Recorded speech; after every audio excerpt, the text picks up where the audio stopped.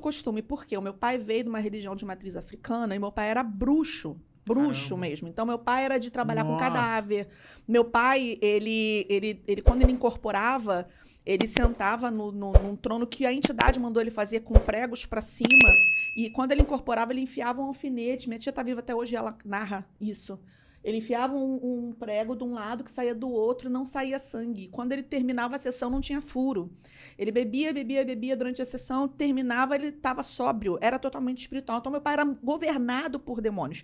O meu pai, quando ele estava noivo da minha mãe antes de casar, ele incorporado à entidade, noivou com a minha mãe, fez troca de alianças com a minha mãe.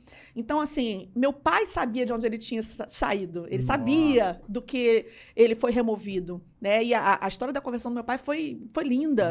Né? Ele estava passando na porta da igreja e ele sentiu o Espírito Santo chamando ele, e lá dentro estava tendo oração do círculo de oração. Então, leve em conta que se você não tem círculo de oração na igreja, coloca. É importante a gente voltar para a oração. A gente está abandonando muita coisa que era necessária, enfim.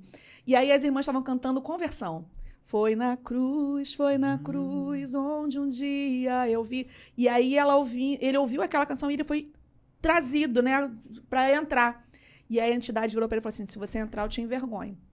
Nossa. Mas era tão mais forte aquele chamado que ele entrou. E, dito e feito, ele entrou, incorporou. Aí vieram as mulheres em nome de Jesus e expulsaram. E meu pai começou a caminhar. Então, meu pai, ele tanto não tinha o ensinamento, porque era uma outra geração, mas também ele tinha muito medo de os demônios fazerem conosco, comigo e com meus irmãos, entende? Então, ele tentava nos proteger da forma que ele sabia. Meu pai, ele morreu 2 vezes. Então, assim, é uma história... Nossa. A história do meu pai era uma história muito forte com o Senhor, né? Ele morreu já pastor, né? A primeira vez que ele morreu, quando ele voltou tetraplégico. Ele ficou em coma. E aí, ele só mexia daqui para baixo. Estava no Carlos Chagas, internado. E aí, quando ele recebeu alta do CTI para enfermaria, eu cheguei perto dele e eu falei assim, pai, o senhor se lembra que o senhor morreu? Aí ele só com a cabecinha que ele mexia, né, ele fez assim. Aí eu respirei fundo para perguntar o que eu realmente queria saber. Eu queria saber. Aí eu falei assim, pai, morrer dói, que eu queria saber como é que era morrer. Como é lá do outro lado, pai? Não, eu queria saber como é que é morrer. Essa era a minha dúvida. Morrer dói. Aí ele botou um sorriso de orelha a orelha e falou assim, morrer com Jesus é maravilhoso. Nossa. E aí ele começou a narrar depois como é que é, como foi a experiência dele no céu, o que ele viveu.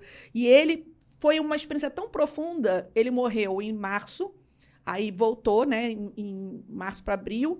Ele ficou de março a abril até novembro daquele ano, pedindo ao Senhor para voltar para o céu. Nossa. E aí, quando foi em novembro, o Senhor recolheu ele definitivamente. Então, assim, meu pai, ele teve muitas experiências com o Senhor e, infelizmente, antes, muitas com os demônios. Isso. Então, ele era muito... era complicado. Ele conhecia o outro lado. Ele sabia que poderia fazer. Muito. Nossa. Então, ele, de certa forma, ele não sabia que ele estava oprimindo. Para ele estava nos protegendo. Protegendo, Literalmente. Entende? Literalmente. Mas foi muito complicado, porque a gente desviou, a gente não tinha